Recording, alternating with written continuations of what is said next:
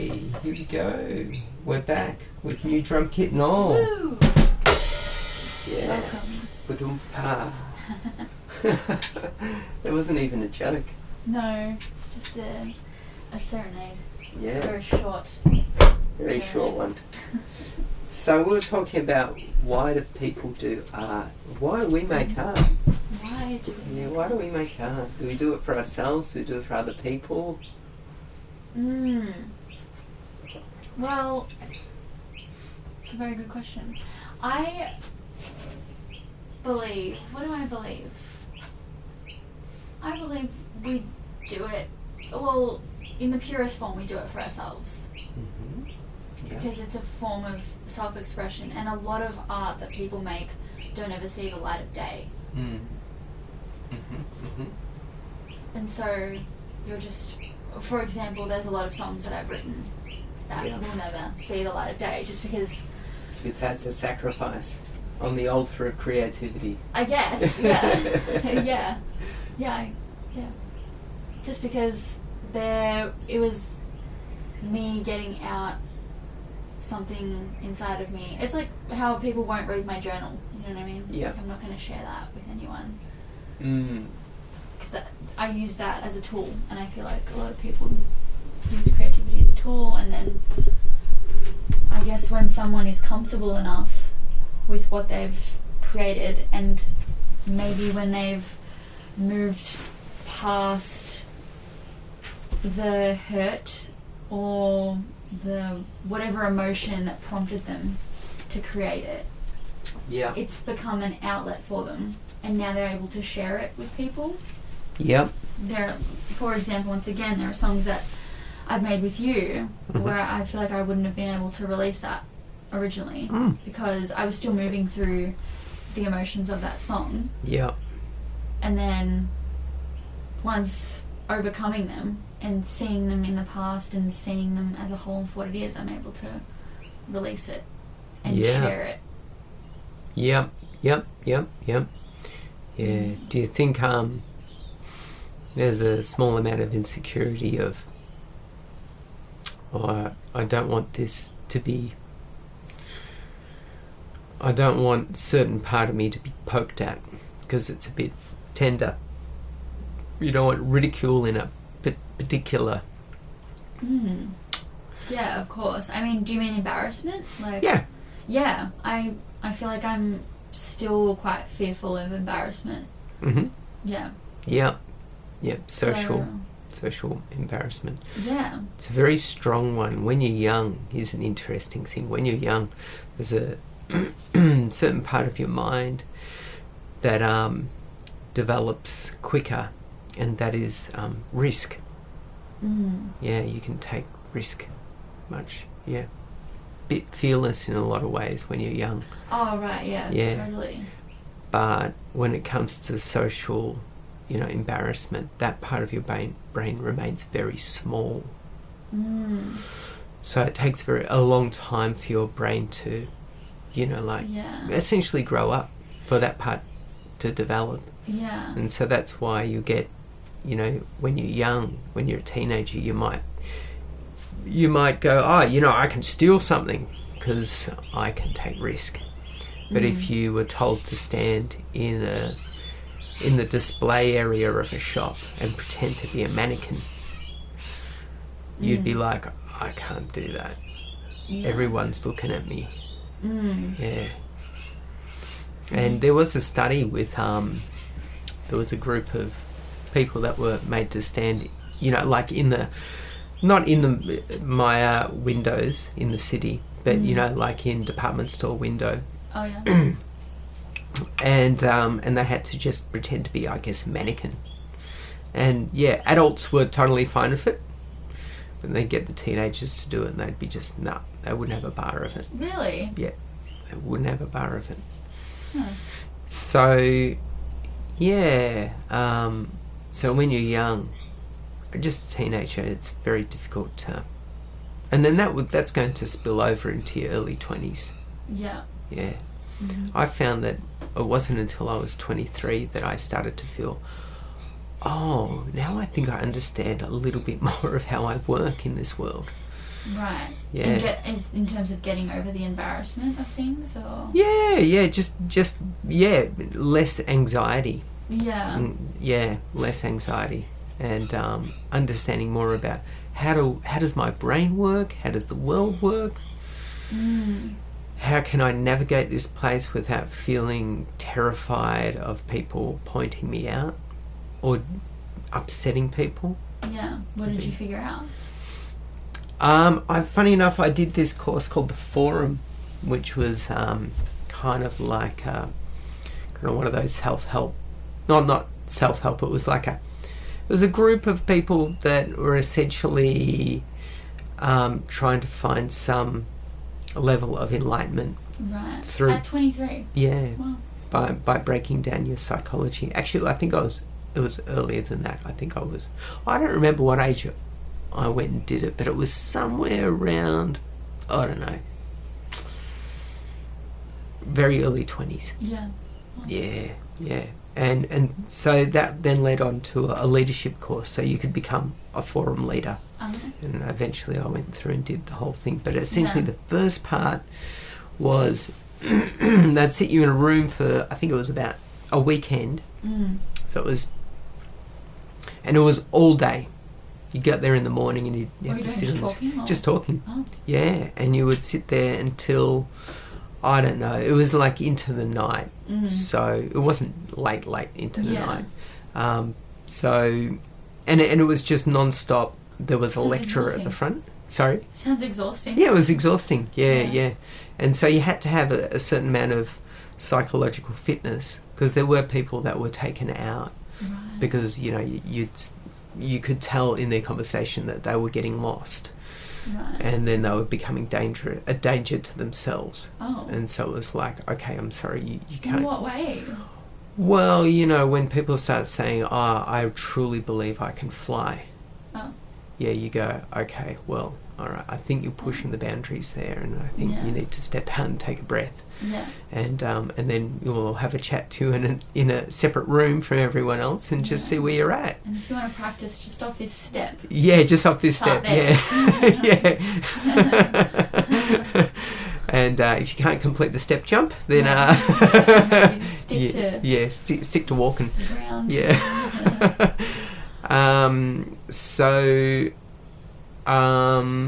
There was a lot of interesting things that came from that. Basically, one of the, I think, really good ones was they were saying that they said, we're going to do you need to imagine a scenario. And basically they said, everyone shut your eyes. And there was, say, about 100 people in the room. So it was a lot of room. It was a packed room. Yeah. And there was a forum leader. So it was a guy at the front that would talk us through everything. Yeah. And it was kind of almost, you could say, mass group therapy. So one psychiatrist up the front and a whole lot of loons in the audience. Right, yeah. But they weren't loons, they're just ordinary people. Yeah, wanting to better themselves. Yeah. And so the forum leader said, imagine everyone outside this room hates you. Right. And or you are fearful of them. It's probably a better way to put it. Yeah. Imagine everyone outside of this room, you're afraid of them. And then he said, now imagine everyone inside this room, you're afraid of them. Now imagine the person sitting next to you, you're terribly afraid of them. And this went on, and he was really, really building it up. And then some people started to laugh in the group. And I was sitting there going, oh, this is going to kind of get a bit weird and scary. Why are people laughing? Like he's trying to ramp up this fear thing. I get it. And I was feeling it. And then as people started to laugh more and more, I started to go, I think something funny is actually going on. And then it dawned on me was that, right, so the person next to me is as scared as I am of them. Right. So they're as scared of me as I am of them. Yeah. And then everyone in the room was basically scared of each other. Yeah. And so then, of course, once everyone understood that and knew on a deep level that was what was real for them, they started to go, oh, right, actually we're on the same boat. We're just scared of each other. Yeah. And then that broke down all that fear, and everyone started to open up and go, oh, okay, I feel less intimidated now. Yeah. And then people were able to share and do their thing and feel a lot more at ease. Yeah.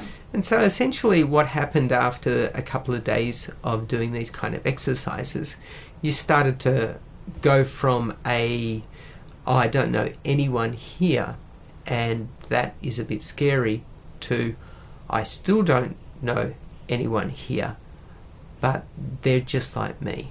Yeah, we're all the same. We're all the same, and they're just dealing with the exact same things, and I'm just thinking exact same things they are, and vice versa, and it's really no big deal, and there's nothing to be afraid of. Yeah. And then as we then brought that idea out into the outside world, you started to go, I get it.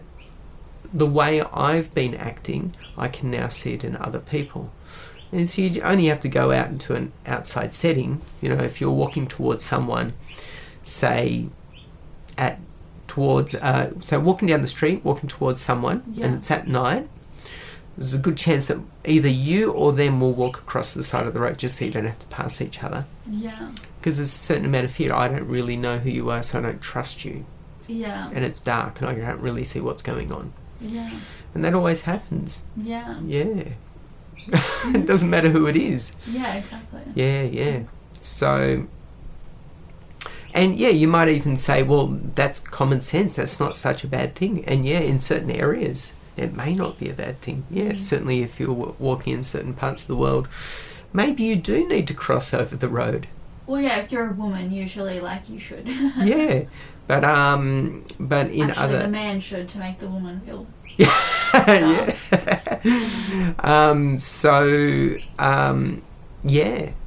But in other cases, it's not needed. Yeah. Yeah. And then people also take that to maybe more awkward degrees as well, and especially when COVID was around.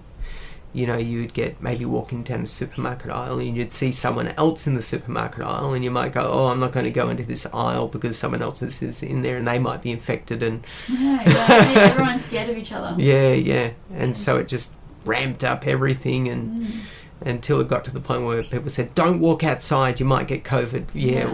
There's no one out there on the street. Go for a walk in the park. Yeah, because there's COVID in the trees or on the play equipment or lurking in the grass. The bug. Yeah. That flies past your face. Yeah, that's right. Cough on you.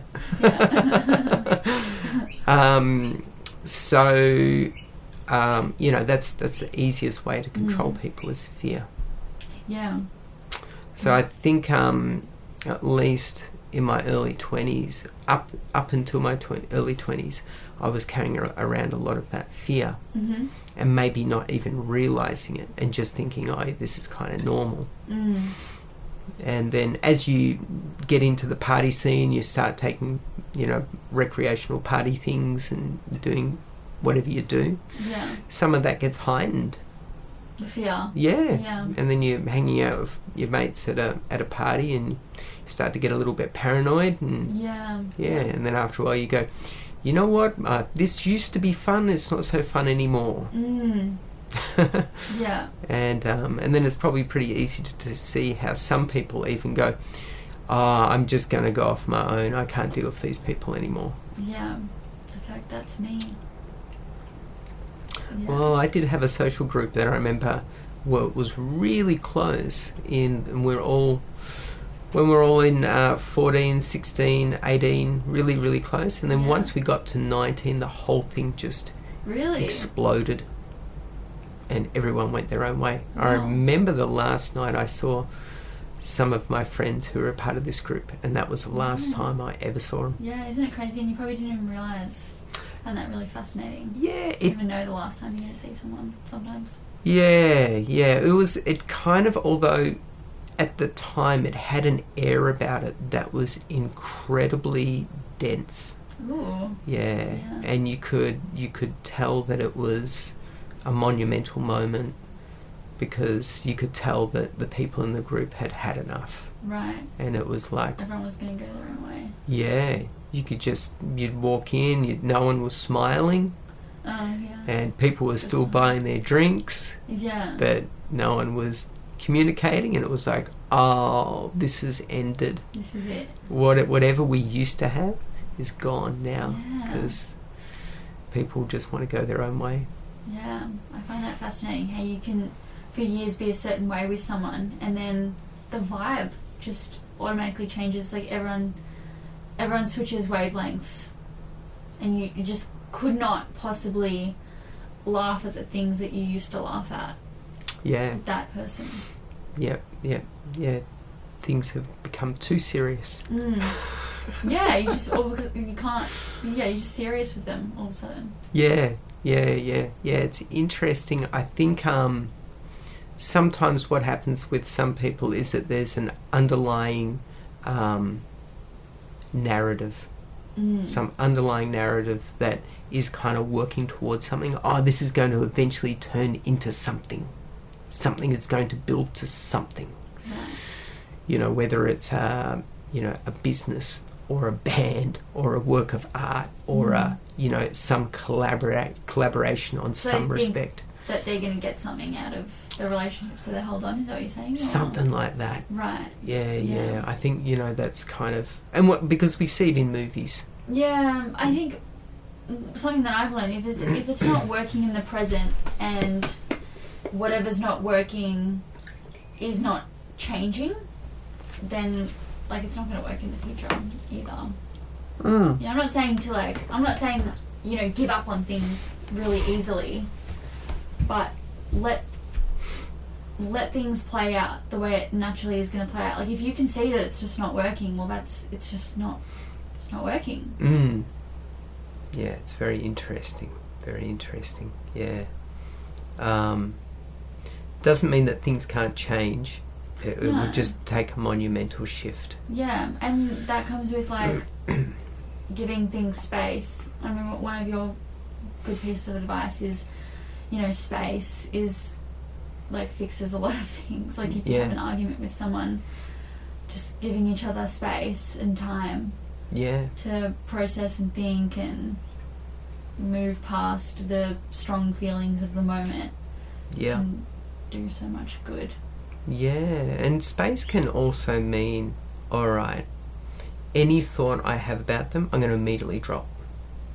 Yeah. Because I don't trust the thought anymore. If you look at anything that you're struggling with, the emotion will be the truth, but the thought of the emotion will be a lie. The thought of the emotion will be a lie. Yeah, because you say, I'm angry with this person. No, you're not angry with the person, even no matter whatever they've done. What it is that you're feeling anger, and then you're trying to figure out who's to blame. Projecting it onto the person, yeah. But the classic saying is that you're never angry for the reason you think. Yeah. So there's always something deeper that's at play. Yeah. This one's a really good one if you place the emphasis on certain words. Right. So you're never angry for the reason you think. So you're never angry. You're never angry. There's a part of you that's never angry. Never angry. Right. Yeah. And then you're never angry because the reason you think.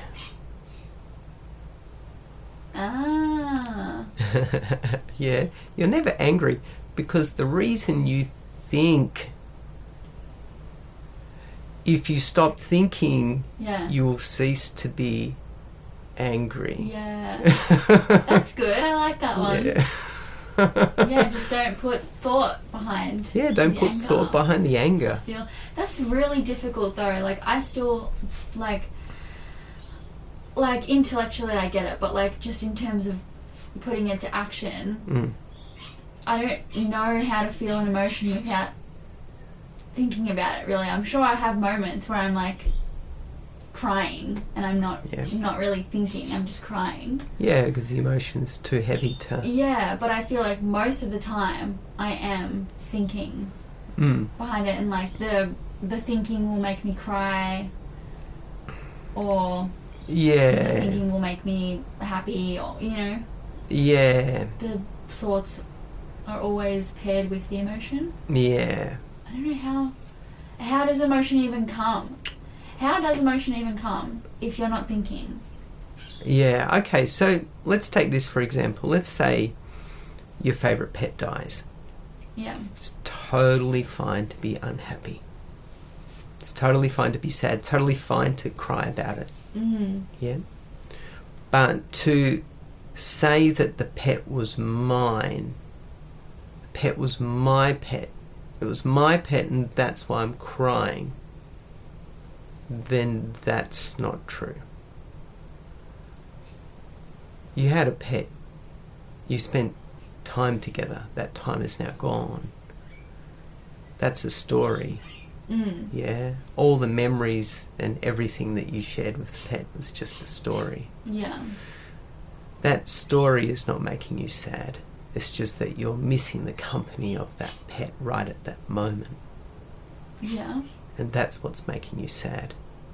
Yeah. You're missing the company of that pet right at that moment. Because that's all that's real. It's the only thing that's real. Yeah. But, you know, like the whole backstory of, oh, it was my pet, you know, I raised it from a kitten or a puppy, and, you know, and we have so many beautiful memories together and blah, blah, blah. You may have all of that. But that's not the reason why you're sad. You're just sad because you're missing the company of the pet right at that moment. I think that, I don't know, because I agree with that. Yeah. As in that you're missing the company, like that's probably the main factor. But, like, I could make myself cry if I'm in the mood to cry, if thinking about memories of... For sure. My past pet. Yeah. Yeah. But are you crying because you can't get those experiences back again, or are you crying just simply because you can't reach out right at this moment and cuddle the pet? I wouldn't. But that's not for something you to answer me. That's something for you to think about for yourself. I just think that humans are more complex, and there's only one reason why you cry. You know what I mean? Like, there's only one reason. Yeah. Like, I just feel like we're more complex than that. You know? Yeah, like that's a very human thing to say as well. Well, they're human. Don't worry, I'm human as well. Kind of. I don't think you are. Well, you know, like one of the things that the mind loves is complexity. Yeah. Because it makes us feel as though that we're special. Yeah. I mean, I just don't understand, like, we must be complex. Like, if we can come up with all of these ideas and we can put all of our thoughts onto paper, like all the literature that there is, like all of the books that there are, and all the amazing ways you can articulate emotion and feeling and stories, like, we have to be, like, emotion has to be more complex than, it's only because they're not, that moment, you can't have that moment right now. Yeah. Okay, so let's think of it this way. You can have intellectual complexity, correct? Mm-hmm. Can you have complex wisdom?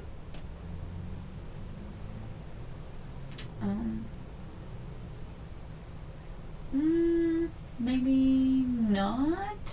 Yeah, it's an interesting one, that's isn't it? interesting, because I guess wisdom is like, you've sort of boiled it all down to some very important fundamentals. Yeah. That's not complex, it's pretty straightforward. Yeah. So then you would have to look at... proving myself wrong, but anyway. That's okay. It's very hard to do, to admit that, because no one likes to admit, oh damn, I was wrong. Yeah. That's horrible to admit, because I don't mind admitting that's good. that I'm wrong. Yeah. Yeah. Just mind doesn't like it, Because with the mind, with the ego, likes to... Yeah, I guess it's more just like, what is it? Maybe it's like disappointing or something. Not that I was wrong. No. That it's disappointing. The truth is sometimes, a lot of the time, disappointing because it's not as like complex as what you imagined it would be. Yeah. So here's a way to, I guess I think of it, is that the mind is like a sports car.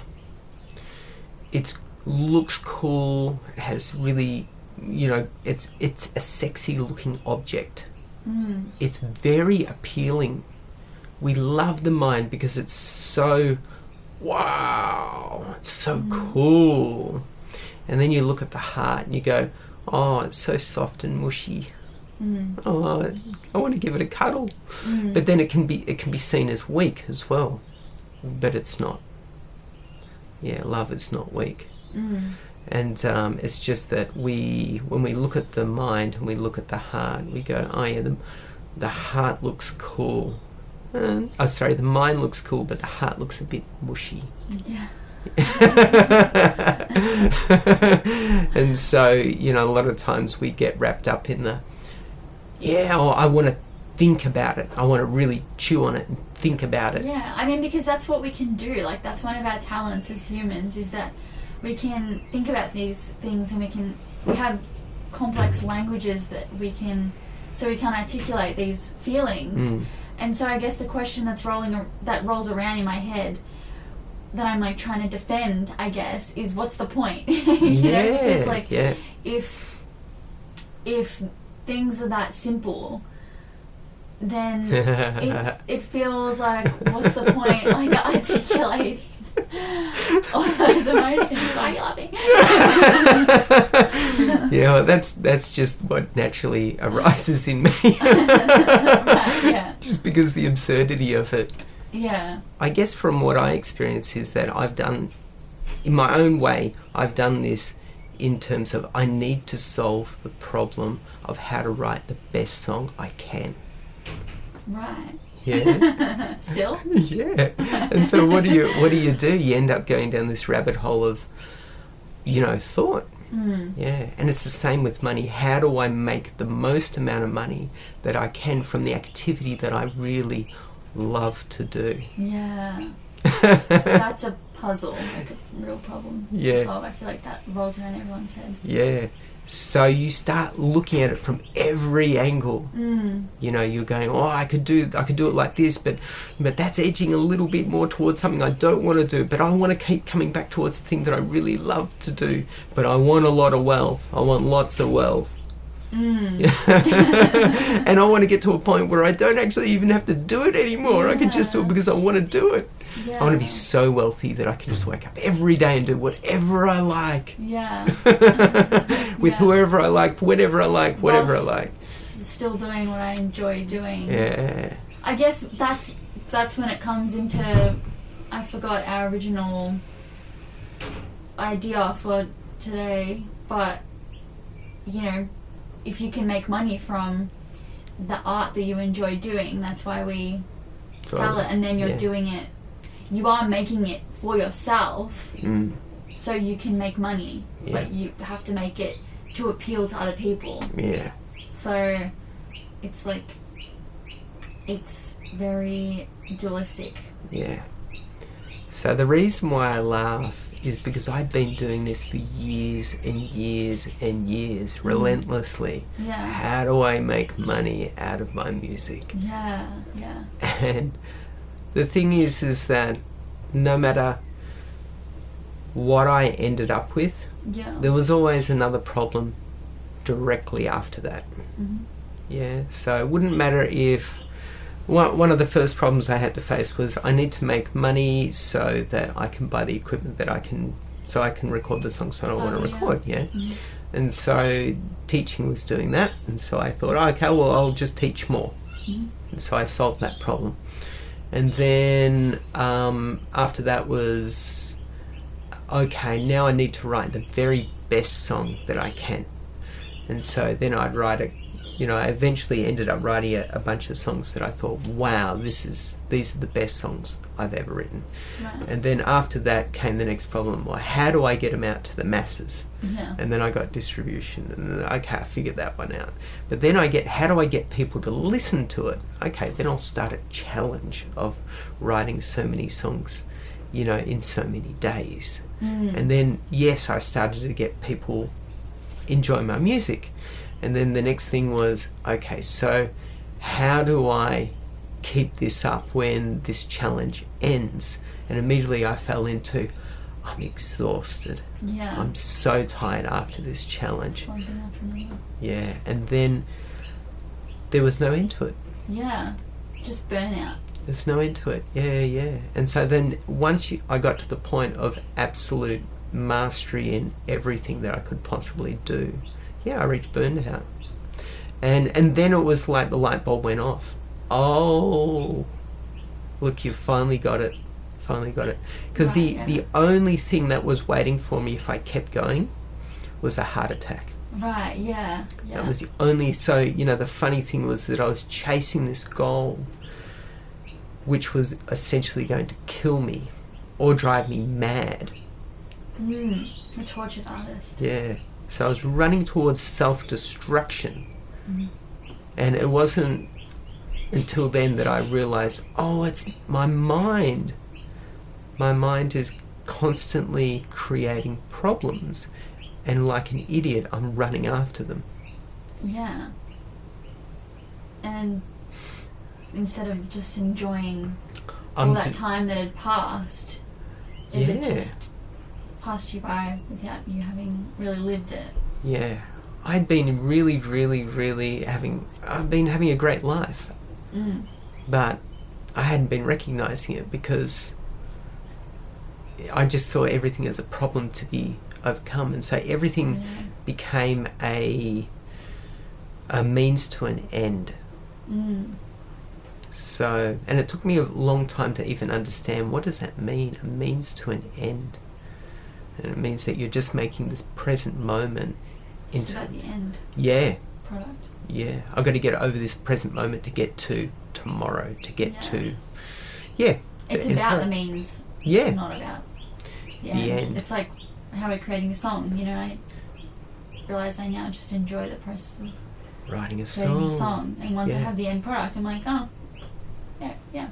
That's right. Good, but that's right. The beneficial part and the valuable part. Yeah. I've experienced already. Yeah. So I remember I'd have this, you know, like little, and I remember doing this when I was little, you know, when you'd go to a teacher and you'd say, what's the point of doing these maths problems? I'm never going to use them when I grow up. And they'd always say something ridiculous like, because I told you so. Because I'm telling you to do it. Yeah. And it used to irritate me. Oh, you're just so stupid. Just give me an answer. Otherwise I'm not going to do it. It's so dumb. Yeah. And then I realised that I'd been doing exactly the same thing to my students. But I'd been trying to give them points of why to do it. Right, yeah. But some people were not even interested in knowing the reason why. They just kind of went, oh, you're just on blind faith. I just do it. Yeah. Yeah, got to do it because my teacher says to do it. Yeah, I mean, that's how a lot of people live their entire lives. Yeah. And, you know, they might live a good life, but there's no depth to it because they're just doing it. Yeah. So here's the funny thing is that the point of doing pointless things is the point. Yeah. Much like swinging on a swing is pointless, but it feels good. Swing. Yeah. Eating ice cream ain't gonna make you healthy, but it's enjoyable. It's pretty fun. Yeah. And so the whole point of anything is to do, in a lot of ways, enjoyable things, whatever that is for you. Yeah. Yeah. I remember hearing one time that this guy was saying there's only two rules in life, and that is find something you like to do and don't mess with other people. Oh yeah, I like that. You've said that before. And immediately I thought after that, but what if what I like to do is messing with other people? Well, then, yeah, what do you do? Well, see, that's only because you'd only be thinking that if you'd been messed with. Right, but everyone's been messed with. Everyone's been messed with. So yeah, there might be a period of time where you enjoy messing with other people just to feel as though you've got some justice. Right, yeah. But you'll start to find that it feels pretty hollow after you've demoralised a lot of people that yeah. So you wish should you find hadn't. something else you like to do. Yeah. Surely there's one other thing. Yeah. But you definitely see that, in environments. You see those people who are spiteful or, cruel. Yeah. Yeah. And it's very obvious when you start to hang out with them.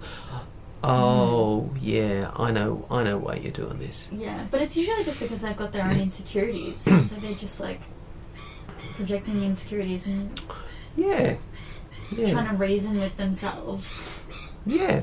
And all those insecurities would have just come from, at some stage in my life, I felt as though I'd been messed with. Mm. Yeah, and whether they had or they hadn't, it doesn't matter. It was just in their reasoning that they've gone, I felt as though I've been messed with. Yeah. And yeah, you could even say that, like when you're a little kid, because certain things are dangerous, an adult will say, don't do that, don't touch with don't play with the snake, put down the fire, don't touch the end of the sparkler, you're going to burn your finger off. And you go, oh, you're messing with me, oh, you're stopping me from doing the things that I want to do. Yeah. And yeah, maybe for some people you do need to say, don't do this. Yeah. But then if they're going to do it anyway, well, they have to learn the hard way, unfortunately. Yeah. And then from that, you may get people saying, oh, I felt as though I'd been messed with. And we, as teachers and parents, that can get a bit out of hand. Because, if you're a busy parent and you're trying to do the shopping and you're trying to do a job and do all these other ridiculous things and your kid isn't cooperating, it's very easy to mess with them just to get them to do whatever that needs to be done in order to get to.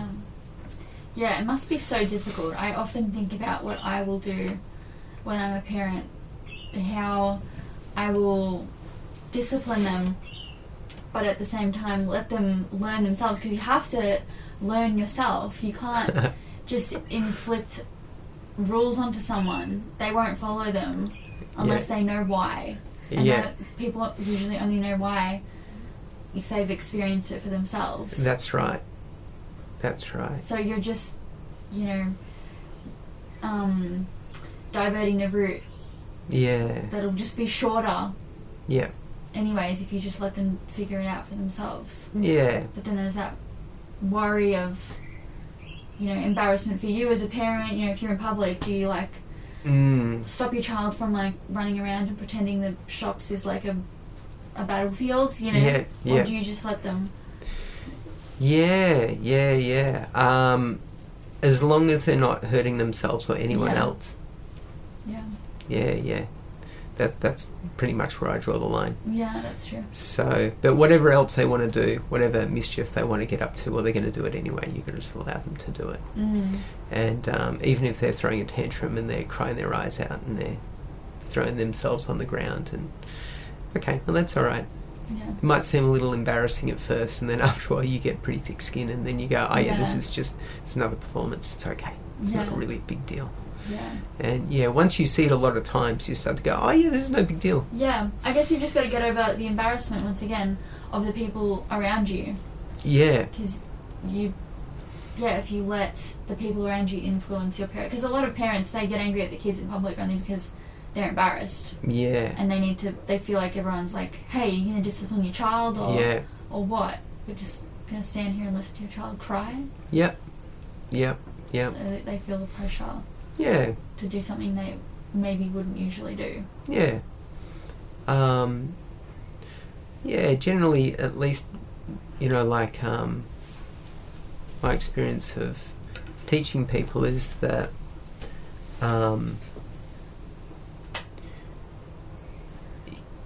sometimes I'll see other teachers getting upset with a student where I'll go, oh yeah, that's all right, they're just doing their, for example, if someone hasn't done their homework, I'll be like, well, that's okay, that's, you're here to learn an instrument for yourself, you're not here to learn an instrument for me, so apologising for not doing your homework is, well, that's on you, that's not on me. Yeah. Yeah. So if you want to feel bad about that, go right ahead, feel as bad as you like.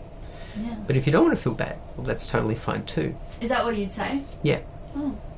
That'd be very helpful to hear as a kid. I wonder if any of them absorb it and then use it in their life, because that would be really helpful. Yeah. I think for some kids it works, and for some other Mm. kids it takes them a while because they're so used to, like being told off that they go... Yeah, they probably just think you're being passive aggressive or something. Yeah.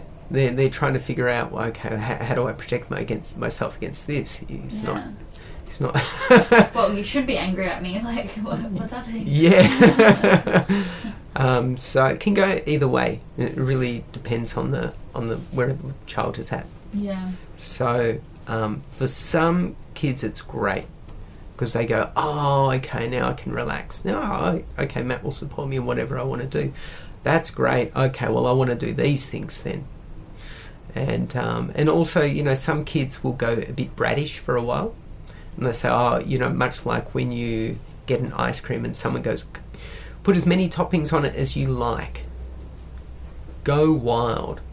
And then for the first ice cream you make, you just put everything on the ice cream and you destroy it. Yeah. And then you start to realise, I can't eat this, there's too much crap on it. Yeah. And then the second ice cream you make, you put on less. Yeah. Until you refine it, and then you go, actually, I just like chocolate. Yeah, well, that's just figuring it out for yourself. Exactly. Again. It's like the reins are loose and you can do as you please, and when something's not restricted, you don't feel tempted to go get it. That's right. Because you can if you want. Yeah. You can more just go off your own whim rather than going off the rules. That's right. Yeah. And as long as you're not putting rat sack on your ice cream, yeah, it's all good.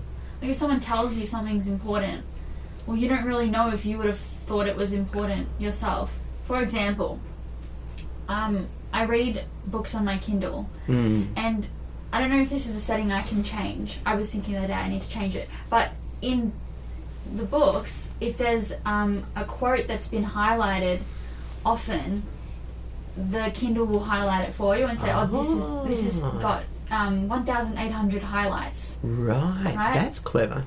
Well, it is clever because it makes you pay attention to the quote and what you're reading. But it has kind of been annoying me recently because I read it and I'm like, well, I don't know if I would highlight that myself. I can't figure out if I would have thought that was important or not because now it's been told to me that it's important. Yes. But I can't. Yes. I can't figure out if that's actually relevant to me. Yeah. Would I have highlighted that if it hadn't been highlighted for me? Yeah, I definitely notice that what will happen to me is that throughout the day I'll pick up some information, whether it's from YouTube or a book or whatever it is, and then I'll go, oh, that's great. But there will be other parts of the information that it doesn't matter how many times I listen to it, I'll either won't be able to comprehend it or it will just go through one ear and out the other. Yeah. And I'll be like, this bit of information, I don't need to rewind. It's not for me right now. It's not for you, exactly. I do that with audiobooks. Yeah. Sometimes I will go back on a bit, maybe 3 times. Yeah. And each time it reaches the part that I wanted to hear, I'll lose track. I'll start thinking about something else. Yeah. And then by the 4th time, I'm like, you know what? This information just wasn't. I'm not ready to hear this. Yeah. It doesn't matter. It's just whatever. Yeah. Yeah. Absolutely. Yeah. So, yeah, I think you'll find the information of what you'll need that's relevant to you at the time. Yeah. Yeah, and it'll come through whatever means. Yeah. And it doesn't really matter. Yeah, that's why I guess I find YouTube kind of interesting, is because there's so much information that as I start to go through the feed of, you know, the interests that I have, I start to go, oh yeah, that little thing, and then I'll also start to notice, oh yeah, I've had a good look at this subject now, and now I'm starting to swing away from it, Right, and then yeah. I won't watch that anymore, and it will stop coming up my feed, and then later on I'll start to find myself swinging back to it again for whatever reason. But whatever you need, I think you'll get wherever you're looking. Yeah. Because there really isn't that much to get. You know, most of this type of things that we're after are pretty basic, Yeah. which is just wisdom. Yeah. And a lot of the wisdom that we acquire have been repeated to us already in the past 100 times in 100 different ways as well. Yeah, that's it's just right. that one way of phrasing it was more helpful Yeah. than the others. Like, made sense to you. Yeah, it hit home for whatever reason. Yeah. Yeah, it's amazing. Yeah. Yeah. And then when it does, it's like such a big epiphany, the penny drops, and you go, oh, wow. And then you go, oh, I got to go and tell someone. And then you tell someone, and they go, oh, yeah. And you go, how do you not get this? It's just a circle repeating itself, though, because Yeah. they're hearing it, and it's just like, yeah, whatever. Like, Yeah, that's no yeah. big deal. It's like that quote, you hear it, be you.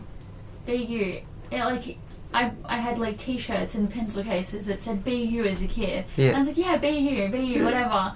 Was I being myself that whole time? Yeah. No, I wasn't. Now I look back and I'm like, oh, be you. Oh my gosh, I should have just been myself. That's crazy. Yeah, You just yeah. don't realise it sometimes, that the answers are staring right in your face. Yeah. Sometimes you definitely need to hear things over and over and over, ad nauseum, Yeah. until you to go, oh, yeah, right, there's wisdom in that. Yeah. Yeah, I remember someone was talking about, you know, like when you have that social wisdom of a, what do they call it? Like a phrase that you hear ad nauseum. You just hear it over and over and over. It's like social wisdom. There's an actual word for it. I can't think of what it is. Cliche it becomes after a while. Is that the word, cliche? No, but you know, you hear these like bits of social wisdom Yeah. that become so cliche after a while that you're just like, yeah, that Yeah, it's just like, sounds, be you. sounds dumb. Yeah. Yeah. It's like, yeah. yeah, be you, yeah, whatever. Be It's so yourself. basic. Love yourself. It's like, Yeah, whatever, Yeah. yeah. And then it's not until later on, until you've actually gone through a whole lot of, you know, generally a whole lot of hardship, that you go, oh, yeah, but I didn't look at it from that angle. Yeah. Yeah, and it's only from the perspective of, you know, comparing, you know, like maybe a really great moment in life to a really, really hard moment in life, that, you know, quote or bit of wisdom that really sinks that much deeper. And that's the one thing that I think that's really interesting when working with someone. It's knowing how to uncover that thing that makes someone uneasy, but not doing it blatantly. So you get to that point where you go, oh, okay, yeah, I know this person is really uneasy about whatever it is, and I need to help them to see that, or maybe not even help them to see that, but get, you know, when that eventually arises, hold enough space for the person to go, okay, I can look at this now.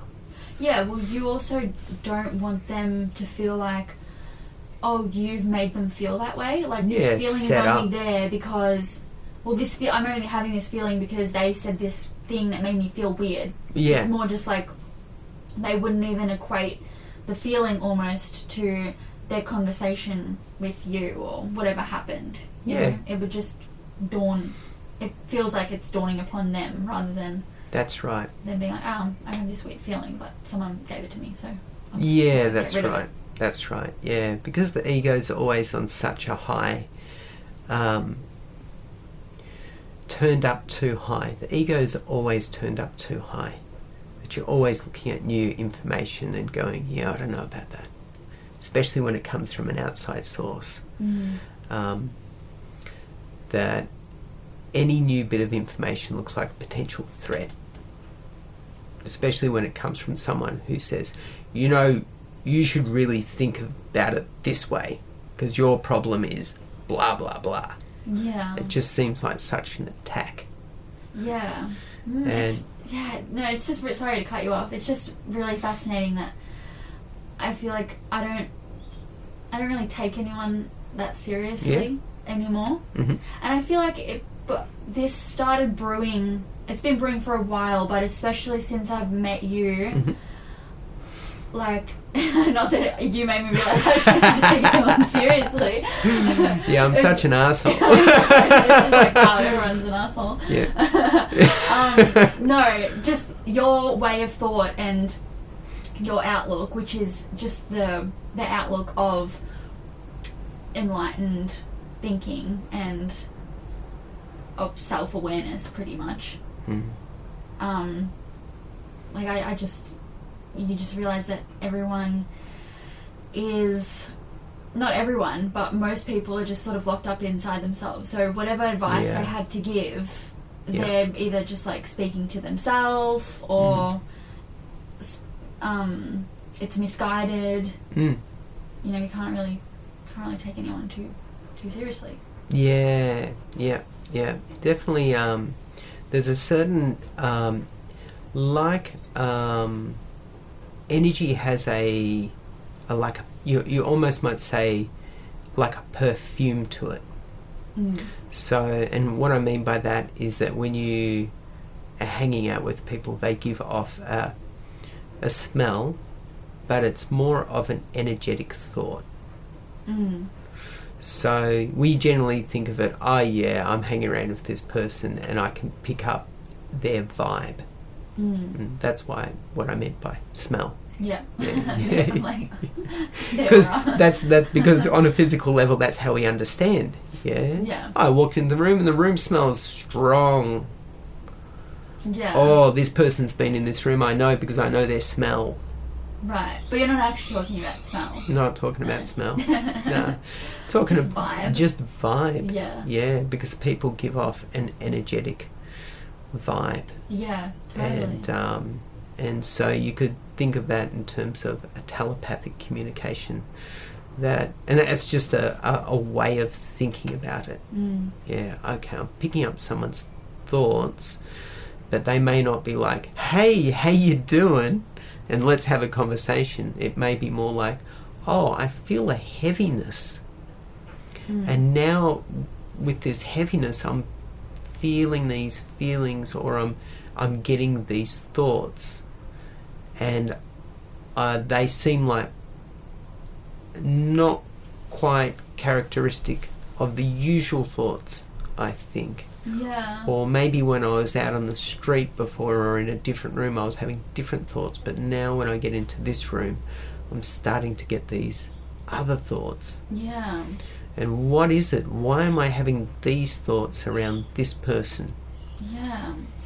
I guess the difficult thing is if you don't really know yourself, if you don't understand yourself and you feel like you're a social chameleon, or if you're just a chameleon in general, even when you're by yourself, it'd be so difficult to realise when someone else has affected you. You know, because you can't see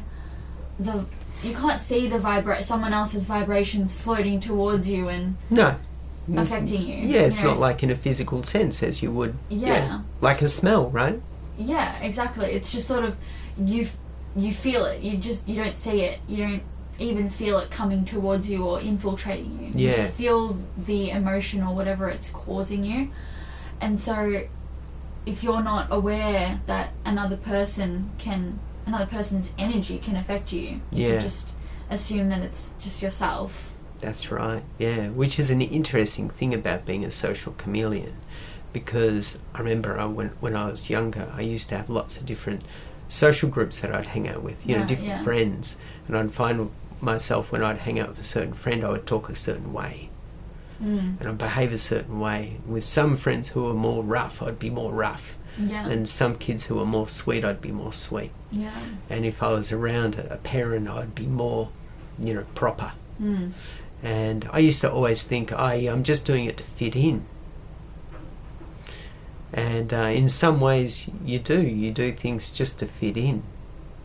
But there's a certain amount of fear that's attached to that. Because you're like, I shouldn't maybe just allow myself to be me because they might not like me.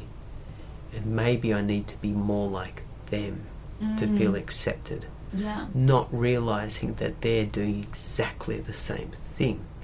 Are they though?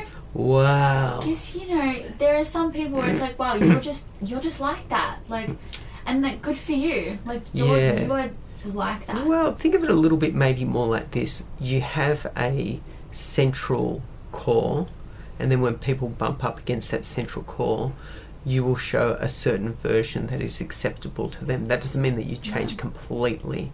It just means that you change. It's a little bit like, I haven't changed everything I wear, I just put on a different t-shirt just for you. Yeah. Yeah, I'm still wearing the same pants though and socks. But I'm just wearing this, even just these hats. My underwear are the same. Yeah. I don't That's right. change my underwear. Yeah. But I'll wear this hanky for you because that's about as far as I'm going to go. Yeah. So, because you know when you see someone you can tell when they're depressed because they even give off that air. Yeah. But they will pull it together just enough to be nice. Yeah. But you know when you leave, they'll be back down into the well of misery. Yeah. Yeah. And so they haven't fully changed. Yeah. But they've just come up just a bit. Mm. There was something that was quite interesting about the Dalai Lama when he goes out, apparently. Yeah. When he goes out and he hangs out with, say the townspeople or whereabouts, or you know, just maybe a bit more of a social visit to a community. Right. He'll have buffers that will go with him. He'll have aides, and it's just so that the connection between energy of him and you know just the general society can meet on a level that feels as though it can understand each other. Right. Because he's of such a high enlightened state, you know, if he's going to bump into someone who's miserable, that person's probably going to get really angry. Oh. Yeah. Really? Yeah. Or And may why feel wouldn't quite disconnected. Why wouldn't he give them good vibes? Like... Well, okay, so let's say you're really miserable or really angry at the world and you bump into someone who's really happy. What are you going to do? Oh, you're so unrealistic. You have no idea how the real world works. Look at you, you're in your highfalutin castle. Yeah. I guess if I'm trying to think of me, like, pre-self-awareness. Yeah. Then, yeah. Yeah. So it's even, we do it with people who are really rich. You know, if you bump into someone who's really rich and you just find yourself with no money on one weekend, like nothing, you're skint completely. Yeah. And you bump into someone and they're like throwing money around like it's no tomorrow. Oh yeah, I bought this and I bought that and I'm going to go off my Ferrari and then, oh look at my wallet, I only have $100. Oh, I can't buy anything with this. You're going to go, oh God. Yeah? Yeah, I feel like that would definitely be my original first reaction. Yeah. Totally. Yep. Just be like, oh, eye roll. But then with, like, personally, I would kind of try and reshape my thoughts and be like, no, like, they, like, somehow they earn their money and through whatever means, and they should spend it how they want. Yeah. You know? But, for sure. I understand that that's not what a lot of people would... Yeah. Not a lot of people would rephrase their own thoughts and then how they project it. Yeah, yeah. The thing is that what we find difficult to comprehend is that why are we not all equal? Yeah. Why is not everyone equally rich? Why is not everyone equally enlightened? Why is you know, like, why are there handicapped people? Why are there, you know, people who are missing limbs? Why are there people who are burn victims? Why, so many things. And that's just not the physical world we live in. That's never going to happen. Yeah. That's never going to be. Well, because we're all here to learn different lessons. So yeah. We're not here to all learn the same lesson. Yeah, so we can't all be... If we're all equal, then what lesson is there? Yeah. What lessons is there? Like... Yeah. There's nothing to compare yourself to. Yeah, The only way everyone would be equal is no humans. Yeah. Now we're all equal. Now we're all equal. Just blow everyone up. Yeah. Now we're even. Yeah. So, yeah, that is, an intellectual, complexity that can't be solved. And should not even be worried about. Yeah. Just, the issue of equality. Yeah, and realise that everyone is suffering dependent on their own circumstance. Yeah. I think it's important to work towards more equality. What do you think? I think it's good that, if there's some sort of moral compass. Okay, yeah, somewhere. this is where it'll get fun. No, okay. Yeah, because if there is like a objective morality, if there is, then it shows that someone is good. Yeah. If they want to work towards equality. Yeah. In, for example, the workplace. Yeah. Yeah. Okay, so we are all working towards something. It's just that some are getting distracted. So everyone is working towards making themselves better. Yeah. So what is better? Is better having more physical, material wealth, or more wisdom? Yeah, it just depends what you view life as, I guess. Yeah. So... Because I question that often. I mean, like, it's kind of like a which way do I go situation. So, what would you rather? Would you rather wisdom or material wealth? And there's going to be, you could argue, I'd like 50-50. Yeah, I'd love that. and at some stage you'll probably get that, but then it will become unbalanced again. Yeah, nothing is permanent. Yeah, nothing's permanent. So if you're going towards wealth and if you have a lot of wealth and not much wisdom, you're not going to be able to do much of the wealth, and you're probably going to lose it. Or you're not going to recognise it, and you're going to go on this unbalanced tirade until it balances. If you have lots and lots of wisdom, you're going to be able to make material wealth. Or you might go, actually, I don't need it. Yeah. And you'll live however you want to live. Yeah, somehow. Yeah, things will happen. So at least from what I experience is that as you get more wisdom, manifesting things become much, much easier. Yeah. Ridiculously easy. But if you don't have much wisdom, things tend, or at least from what I've experienced, things tend to keep bumping into you because you keep going in the wrong way. Yeah. And no matter what you get, you end up losing. And you get it and you lose it, and you get it and you lose it, and you get it and you lose it, and you keep going running around in circles, and you go, what am I doing? I'm an idiot. Yeah. Why do I keep getting it and then losing it? Yeah. Why do I keep putting myself in these stupid positions where I go, I got all this money, I'm going to go spend it now.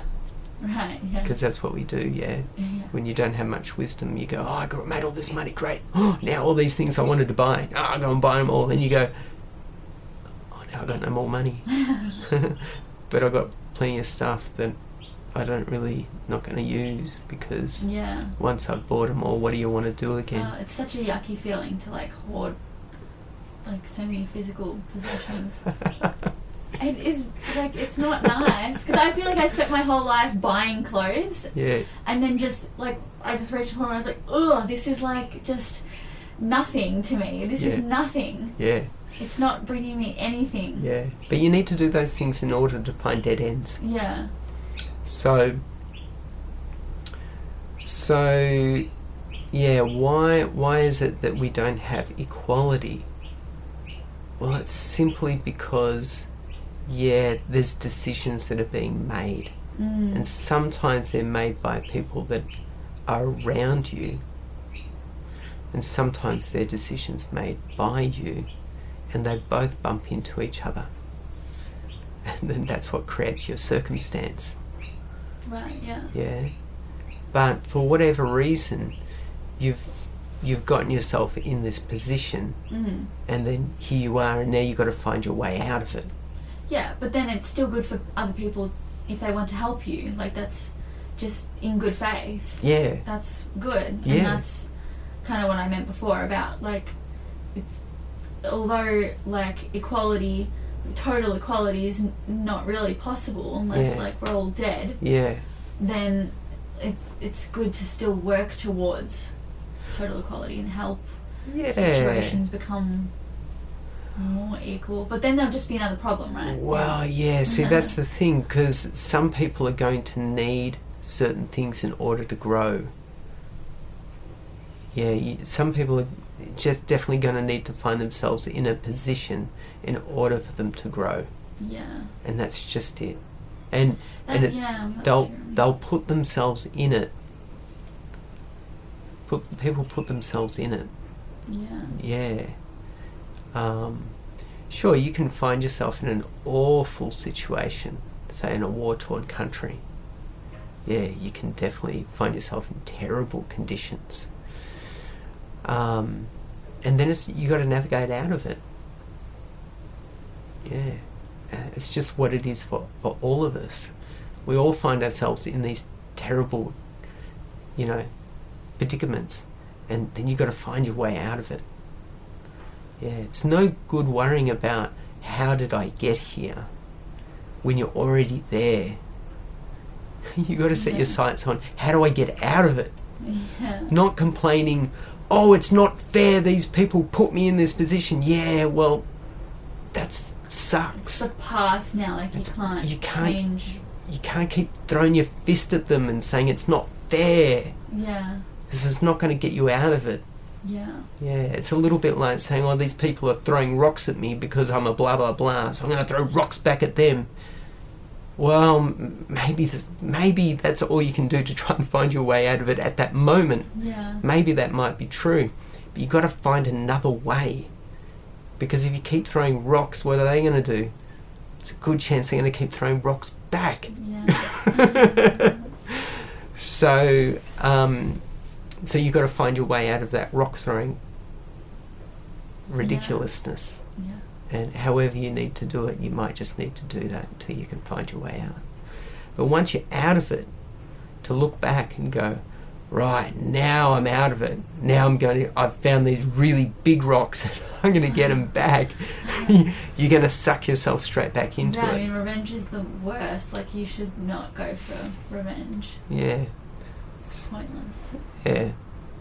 So we're all working our way to bettering ourselves, which you could say is a quality.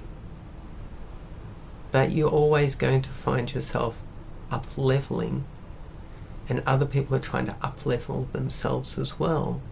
But none of it will ever be equal. Right, because we all have different starting positions. Well, it's not even a starting position. Well, you could say when you're born, starting position when you're born. Because when you're born... Yeah, that's what I mean. We all have different starting positions. Yeah. And we're all, like, trying to up-level, but we're all at different points. So all we're never going to be at the same spot, because my top level